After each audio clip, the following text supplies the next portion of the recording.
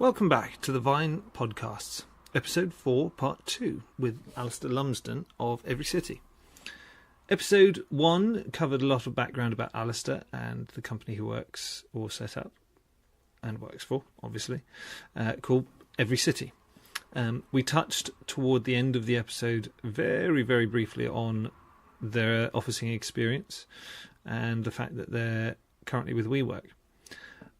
With this being a property podcast, we felt that it was necessary to maybe have the lion's share of the chatter in this part be all about that. So you've had the background, and now to essentially the meat in our position of what these podcasts are about. And that is Alasdair's experience in property and all that sort of stuff. It's a good chat. So essentially we'll let the episode run its course. No further introductions about Alasdair if you're keeping in touch with the shows. So here we go. Episode 4, Part 2, Alasdair Lumsden of Every City.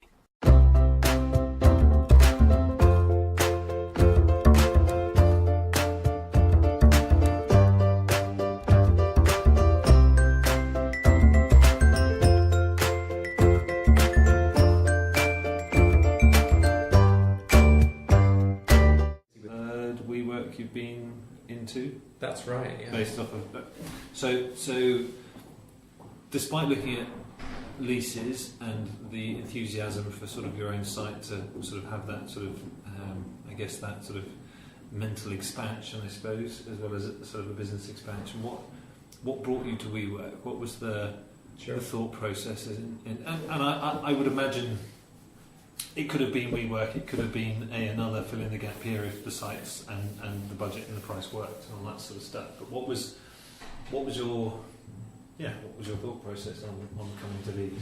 Yeah, well, it's interesting you mention New York, because we were looking at expanding into New York, and our finance director and I went over there to meet with somebody that was going to help us open up a presence, and they this person was going to sort out some office space for us, and so they took us around various WeWorks in New York, and I think they were quite keen on WeWork, and that was all they booked us into, was three or four different WeWorks in New York. Yeah, and WeWork was still quite new then, and the buildings were all quite new, and I think there was a lot of buzz and excitement around it.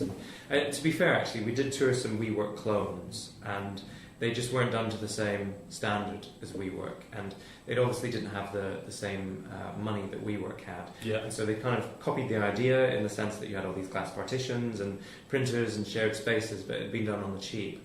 And the quality and the finish of WeWork was just really spot on. And, so when we came back to, in fact, while we were in New York, we put in the offer for a Great Eastern Street, and I was very keen to do it, even though there was a lot of building work that was going to have to be done, and unfortunately our accounts weren't strong enough. And even though profitable and we're doing well, and we had 9 years trading history, I think being a technology firm, the landlord must have been looking for something a bit more boring, and we lost out. We can but just guess. Sadly, I mean, we never sort of really get the definitive. I mean, I don't think it was a computer says no process, but I just think I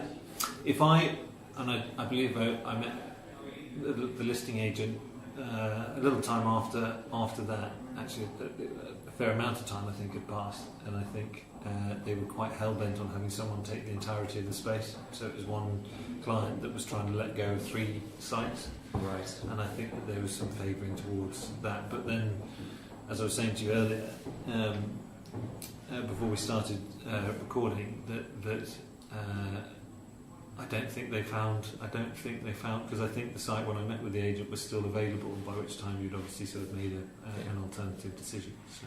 Well, we've looked at so many properties, and when we came back from New York, we viewed loads of WeWorks, and we did a tour of Aldgate Tower, which was a brand new building, and it was huge, and they had, we viewed it when they were still building it, and they had the glass partitions up, but there was still padding on everything, and there was still stuff going in, and there was this fantastic corner office that was exactly the right size, a 20-desk office, and it had this fantastic view overlooking.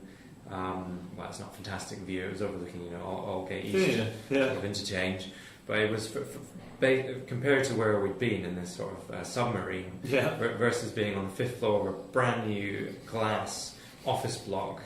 It was there was quite a contrast, and we were swept up in the WeWork excitement. Yeah, and it was a great experience because WeWork were relatively new in the UK. They were hiring fantastic community managers, and they were throwing lavish parties a lot at the time. So the building opening party had, can't remember which DJ it was, but a famous DJ, and it was a huge party because there was about 500 desks on each floor, and they had 3 floors of this place. It was fantastic. And so we were there for just over a year. 12, it was almost 12 to 18 months, I think. Yeah, you were sort of trusting into that area. And we grew inside of WeWork. They had a scheme Grow With Us where you can take on a larger space free of charge for 3 or 4 months. It's a bit of a bait and switch thing where they, you upgrade and they're hoping that you're not going to downgrade, and you pay more, and obviously they filled up the rest of the building. So when we didn't want to take on the larger space, it was far larger than we needed. We went from a 20 to a 34, and it was great having all this space for 3 or 4 months, but we couldn't afford it all, so we needed to move, downsize. Okay. And they were just opening London Fields. Okay. Yeah. And I had recently moved to London Fields. So we go to where the boss is. It sounds quite bad. We moved to near the boss's house, but I was literally a 5-minute walk away. It was much cheaper, and we had a lot of expenses that year. So getting a cheaper office space was. I say cheaper. We got more space, so we were spending about the same. Which was quite good. And we were there for about a year. Yeah, and then. We ended up moving here to Tower Bridge. Yeah, and this was a brand new opening in December, so you were probably sort of. There's lots. The view here is. It's pretty breathtaking, to be honest.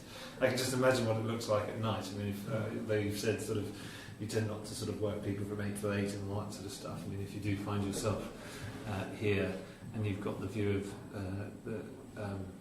God, I remember Brainfuse at the moment, the Shard and the city and all that sort of stuff with the city lights. Christ. Well, I love property as it stands anyway. I don't think I get any work done here, to be quite honest. It's been gazing out the window all day long. This is one of the more expensive WeWorks. We did manage to negotiate a discount for various reasons, which is quite difficult to get out of WeWork. But to be honest, just because we took it for 12 months. Yeah. But it was just we did engage with yourself to find a property because WeWork's very expensive. Yeah, and you can customize the space to a certain extent, but it's not the same as having your own bricks and mortar and being able to kit it all out and everything. So we looked at a place in King's Cross. We did put in an offer, and they were dragging their heels, and WeWork were really desperate not to lose us as a client, so they said, listen, come view various places, and so we came to Tower Bridge, and we were blown away by the space. The office that we've got, we've got a direct view we're on the 5th floor, out over Tower Bridge and over the Thames, and the 6th floor is the roof terrace where and we would provide free beer. And here they've got two or three. They still do that. Yeah, I'd heard rumour that they'd started sort of tempering it a bit. Really? I'm sure I heard. I might have heard something completely different, but that's. I hope not. But it's not quite Grosvenor Square. I think that WeWork there has Prosecco on tap, which I'm a bit gutted that we don't have that. But we do have cider and a pale ale and a London lager. Okay, very good. So three choices, which is pretty good. Yeah. It's interesting. Okay, so I guess for a company of your age, and you've fundamentally passed the yard arm with 5 years, which is sort of that sort of sink or swim zone, at least for others that I speak to. That toward sort of let's call it your teenage years as an organisation, that you've come into sort of a service. What is it that you like about this? And you may have touched on some of that, but what are you've obviously spoken about sort of it being quite expensive, but what don't you? I think I'm probably sort of re-asking a question that you fundamentally just answered, but I mean, what's your thought process? Do you see this as an end game property space, or do you see at some juncture that you will take a facility that is every city's? Yeah, it's an interesting question, and there's so much I can touch on.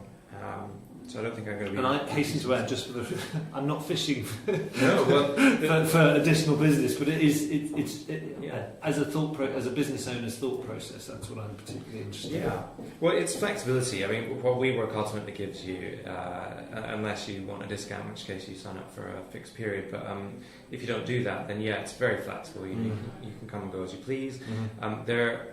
They're so different to places like the Workspace Group, where the office space is this amount per month, but if you want internet, it's this amount extra. If you want a phone, it's this. If you want to print anything, it's that. And if you scratch the floor, then when you're checking out, there's all these fees, and the coffee machine's crap and all that stuff. WeWork is just a breath of fresh air because I look after things. I'm very careful, but not everyone does. And when you break stuff, or when desks get gouged because monitor stands have screws in the bottom, and all of these things, some places would really sting you for fees. And, and even moving within buildings, upsizing, downsizing, would be a lot of faff. WeWork just make it completely painless, and they've really been a real pleasure to deal with in that regard. They really want you to have a hassle-free experience. Okay. That's not to say it's all roses and what have you, because our honesty market here has been out of action for over 6 months. Your which? Honesty market. So what is that? It's tuck shop, basically. Okay, fine. A fridge with beverages and there's, crisps and sweets and stuff you shouldn't be having really. So it's probably a good thing that it's been out of action, but. Yeah, and the toilets here are always broken. They have these signs getting a tune-up, and we've had so many jokes in the office about how everything is getting a tune-up. And I think it's a problem with the building where the toilets are out of action a lot. Okay. But there were some other things I wanted to touch on as well, which there's a flexibility. We've been in, as I mentioned, we were 9 years in Blue Line Place, and as a technology firm, unfortunately, there is a gender imbalance where it's mostly guys in tech. Yeah. And when you're a small business, you don't have necessarily the other departments that aren't so heavy and male oriented.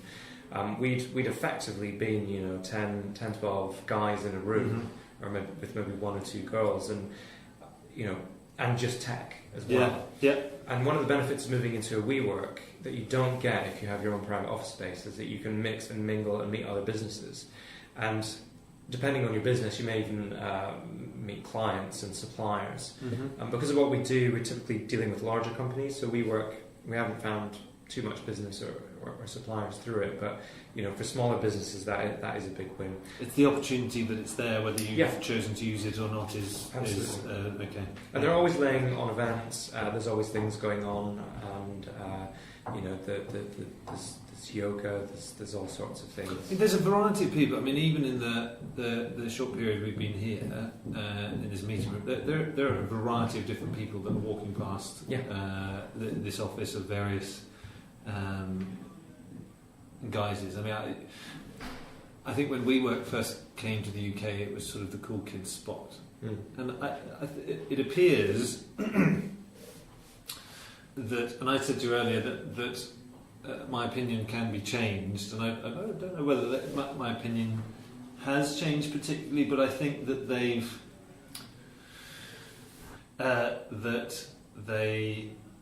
have embraced the variety of people, so that it's morphed out of being the cool kids spot to just being a spot for people to work. Yeah. And if that puts you as a cool kid, or if that puts you as a mature individual, or whatever in between, then there's nothing wrong with that. I think WeWork has definitely gone to pains to present themselves as the coolest option. You know, they've hired fantastic interior designers. They've really, with the community managers, they do try and hire young, cool people that are going to be their brand ambassadors, and they've got a really strong sense of what their brand is. Okay. And they lay on summer camp every year, which is in the UK, where I think this year they've got Bastille headlining, and they have competitions to see which buildings can sign up the most members to attend, and it can get a bit tedious constantly being asked, you know, or if you signed up for summer camp yet. But you know, they've got so many staff now, and summer camps. I can't remember what the figure was, but it's in the tens of thousands. You know, like 20,000-30,000 people. Now, you're mentioning summer camp has spurned a thought and a conversation that we had when we were out the last time, and that you were looking at the collective, because that's a live-work environment. Yeah, I've actually signed up to it. You have? Yeah. Because, and I'm interested in this, and I'll in episode 2, we were talking to a solicitor called Alex Hutchins. It's a solicitor that I work with from time to time, and his perception. So one of the questions that I tend to ask practitioners within the field rather than sort of clients, but what is the hot button issue within property? What someone's expectation of where things will be 5 years from now? I can't recall whether I put that as a question in here, other than it being sort of a probe towards your business. But one of the things that he had mentioned as a commercial property solicitor is this new live-work stuff. So the two things that he really sort of brought up were micro apartments and then this live-work scenario.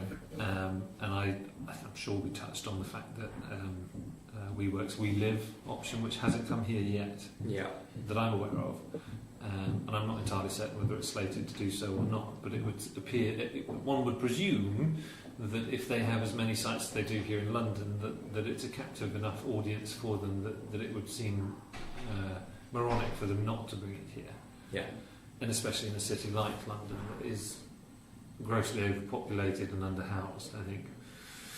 So what's your experience of that We Live? And so, sorry, you signed up. Are you in, or what's the process? Well, because I'm doing this ski season. Yes, in Morsey. There was kind of gap between my previous tenancy and moving to Morsey. I'm staying temporarily at my mum's. Finding short-term lets is a huge pain, but and interestingly, the collective Old Oak, I thought it would be a lot more flexible, you know. And on their website, they talk a lot about how you can get a 3-month let, or a 6-month let, or a 9-month let. It's now close to 100% occupancy, and so they've removed the short-term let options. And what they're doing for me is they have a tenancy. It's like a 12-month let, and it's coming to the tenant is moving before the end of the term, and so there's 3 months left in the term, and they're selling the end of the term. And in my head I'm thinking, why are you even blocking these things out? Surely when somebody moves out, why can't you just have a term of whatever length? And so they seem to, even though there's so much marketing around it on the website and everything, and I think still fundamentally under the hood they're a bit traditional. They're a bit more like, the Workspace group versus WeWork, where they haven't fully embraced that flexibility and what have you. Okay. And the bedrooms are tiny. And are you actually living in it now? So have you moved out of your mum's? Or No, I'll be moving in on the 22nd of June. Okay. And I'm quite excited to it. It seems quite cool, but I don't think they've gone far enough. And from what I understand, and I could be wrong, but this is what I was told, is that it was originally built as student accommodation, and for whatever reason that then fell through, and so they've decided to have this angle with it. But it really shows, because the bedrooms are smaller than you get in a hotel room. I mean, it's the smallest they could literally make it. You have a bed, you have a tiny little wardrobe, you have a tiny bathroom and a kitchenette, and it really is it's worse than a prison cell, I think, in some regards.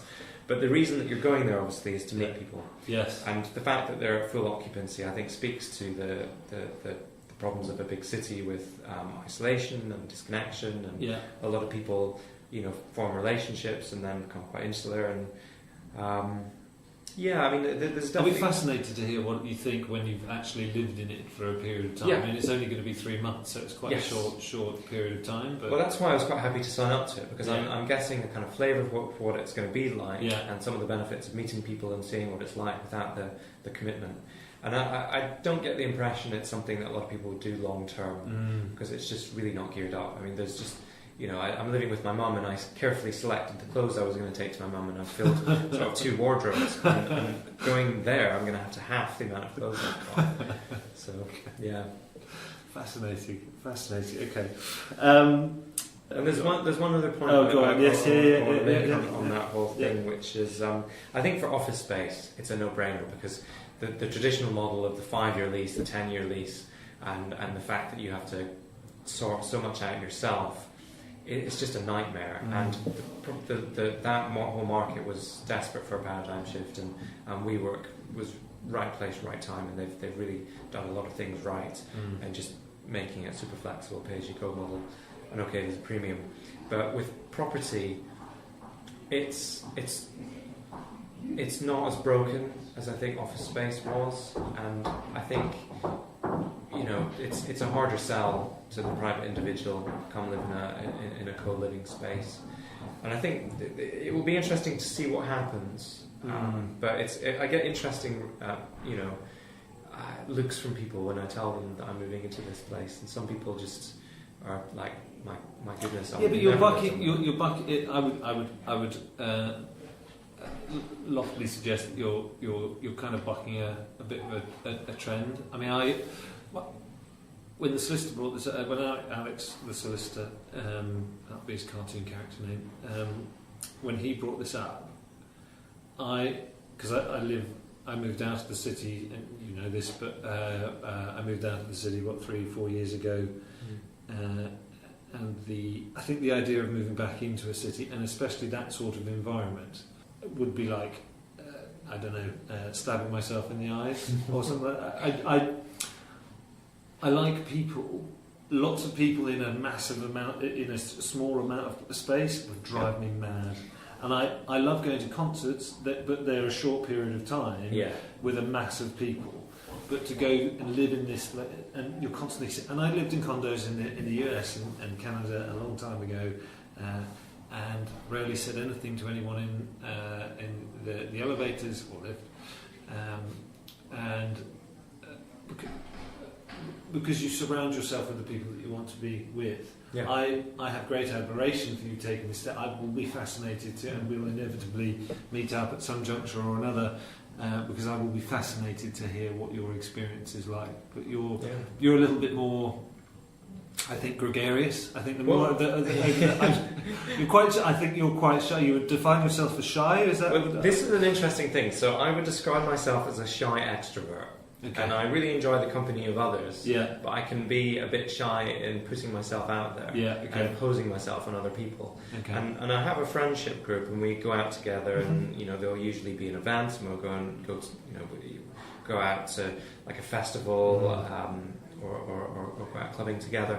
But I don't really see them too often one-on-one, and I'd like to expand my friendship group, but it's an interesting thing to do in London. Especially as you get older, I'm 35 now, and I think it's going to be interesting to see what it's like living in one of these places, because you're going to meet a lot of people. Yeah. So jury's out. For me at least. I mean, it's a whole other story if you've got a partner and you're settling down and that sort of thing. But I think that was my conclusion with Alex was that I think that when you get to a certain, not everybody does, obviously, but if you do get to a place where you want to start a family and things of that nature, at least having now lived out for a long time with a family, wouldn't have it any other way. And the exposure that my son is getting to just stuff environmentally. Yeah, nature, which you don't get in London. No, I mean you do, but it's not in the same. I mean he goes. I'll just brief. He goes to a nursery that is based on a dairy farm. Wow. Which is, for us, is his exposure to that stuff and his understanding. Even if he then chooses to come into London or travel the world and go from city to city and all that sort of stuff, at least he'll have a foundation in that. And it'll be very interesting to see over the years as to whether that guides him. And it sounds a bit idyllic, but I think that there's a timeline on that co-living thing, I guess. Absolutely. Unless, of course, you're going to live. That's just my perception. And that's why I don't think it's going to be a huge paradigm shift, because everyone needs an office for a long period of time. I think the co-living thing, you've hit the nail on the head. It's kind of time boxed, and I imagine there's the people in the collective will be there for a year or two, and that's it really. Move on to other things. I think one last thing. You were sort of direction was kind of going there was. Do we think WeWork's going to be our penultimate? Yes. Or we can stay here forever? Yeah. We have tried to escape, as you know, a couple of times, and I'm sure there will come a time where we're looking for property again and seeing what's on the market. And but for now, I think where we're at, the flexibility has been a big win. I think, and this is, I don't think you're uncommon in that perception. And I think one of the other things that I've been chatting to other people about in property is that serviced offices they're sort of the jewel, they're becoming the jewel in the crown because of this flexibility. And I'm going to go on record as saying this is my opinion.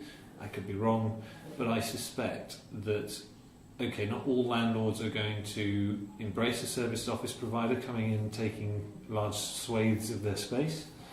But I suspect that a lot more landlords, if they're wise, will be a lot more adaptable on lease terms. Yeah. So you will get maybe some shorter form leases. You might be able to get a 2-year lease with breaks at 12. I mean, there's landlords that are starting to do it at the moment. You have to kind of fish them out upon having conversations with disposing agents. But I think that there's that. I think flexibility in this world, obviously, that we've put to rights this morning. In this world where there's a sort of a prevailing startup community and younger businesses going out there and going into the marketplace, I think that those businesses don't want to secure themselves down to a 5-year term. And I think that's because who knows, how do you... business changes so much in such a short period of time, what feels to be a very short period of time, that whilst you're 20 people now, 6 months down the line you might win a contract that has you tripling in size. Yeah, absolutely. Equally, you could, God forbid, lose some business that then finds you having to make the hard and fast decision that you might maybe need to downsize some people, and that flexibility. So therefore, if you're should you be in 2,000 square feet or should you be in 10,000 square feet, and what are the financial implications if I take 10,000 square foot because that's where I think I'm going to be? It's a lot of big decisions. Yeah. That unless you've worked out your cycles as a business and what happens, so you've been around 20 or 30 years, then maybe there's not such an inclination towards taking a lease commitment, I think. Absolutely. And I think there was a period a couple of years ago where we ballooned from 12 staff to 20, and it felt like we were going to continue that trajectory. But we found efficiencies. We found we could. We're growing. We have an outsourced office in the Philippines where we have some staff. And, you may predict. You look in a line and we're going in that direction, but actually that doesn't always happen. And in fact, in London Fields we had 2 18-person offices, and that was 36 people. We didn't need all that space, and so we've now downsized to what is a 23-person office here. And we instituted working from home, and because when we were in London Fields, that was quite a long commute for some people because East London's not very well connected. But it worked very well. It worked better than we expected. And what we found is in our we've only got 20 desks. We took some desks out to have a bit more space. Sure. Nice green couch. Thank you. Yeah, it's great. It's not comfortable for naps, but it looks nice. But one of our staff members has been sort of keeping track of desk occupancy. Yeah. And we've only been around 50 or 60% desk occupancy. So do we actually need all that space? And so we're now thinking maybe once our year's up, in 6 months' time, we might consider splitting and having 2 smaller offices, one for a sales team and one for the tech team, so that the sales team can kind of not be bothering the techies because they want 2 diametrically opposite things. Yeah. Okay, that makes. I think it, and if WeWork embrace that and allow you to do that, I don't see how they're going to lose you. Yeah. For now.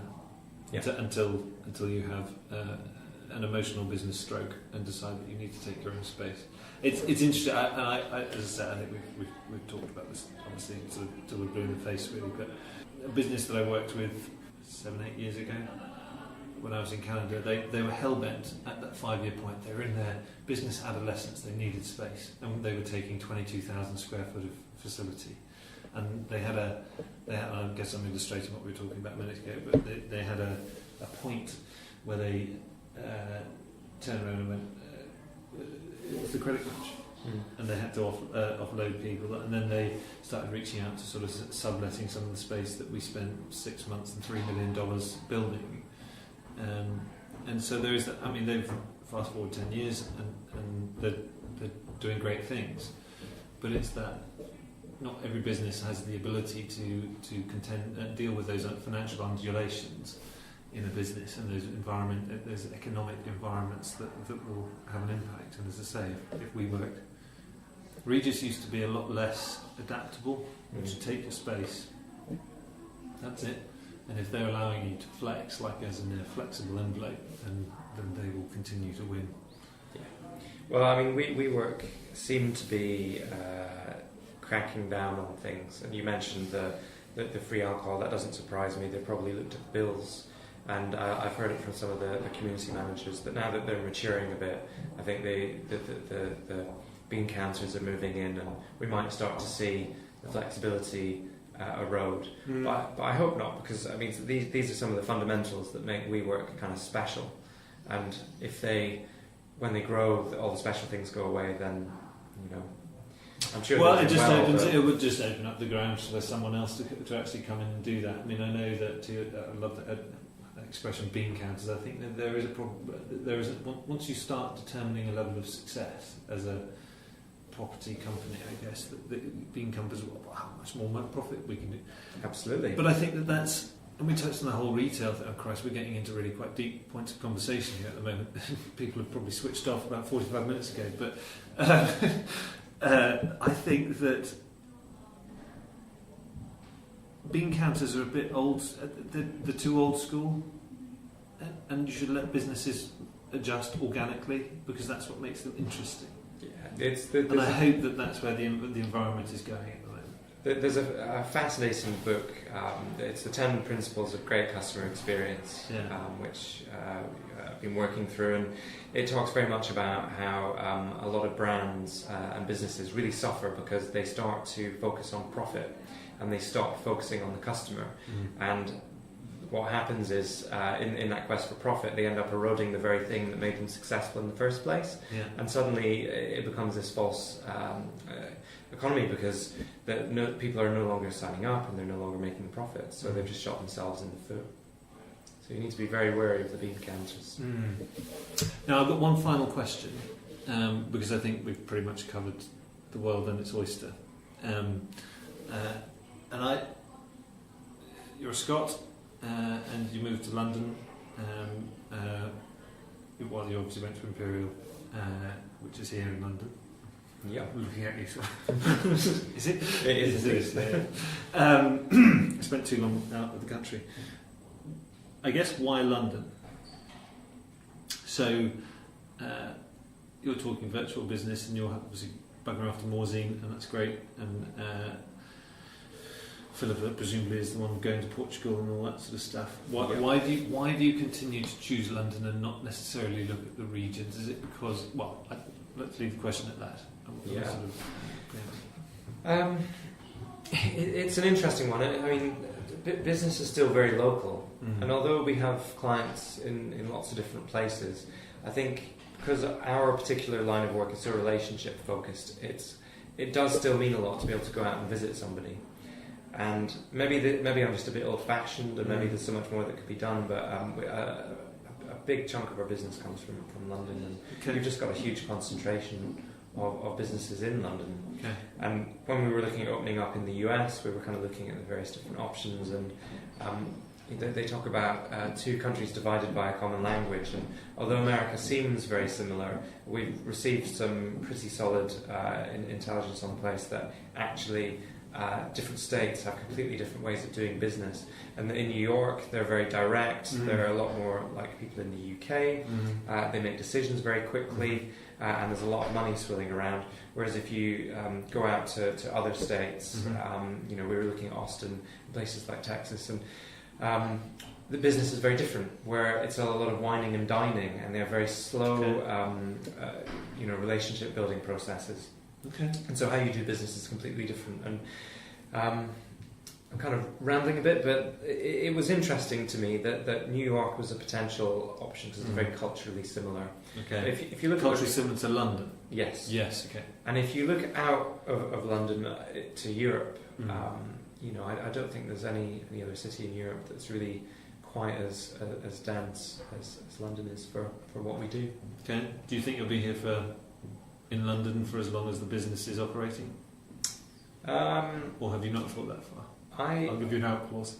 Yeah, no, I have, and I would love for us to expand globally, because I mean what we do is massively in demand, and it's really just about being organised. And I mean, I feel like for a very long time we've been getting our ducks in a row, and there's always wind blowing them out of a row, but we're getting close, and we've been mooting. Taking on some funding. We've been organic, we had some initial angel investment, but we funded ourselves organically. And I think if we were to take on some investment, we definitely want to expand abroad. Well, I mean, I could not dovetail into turning around saying, great plan can help you abroad as well. So when that time comes, do get in touch. It would be, I would love to help you with that. Absolutely. As a client, but as a friend, as you have become a friend anyway. So, Alasdair, I'm gonna curb it off there. Thank you so much indeed. We've smashed an hour and 7 minutes. Wow, my goodness, you're gonna have to do a lot of editing. Thank you very, very much. Thank you.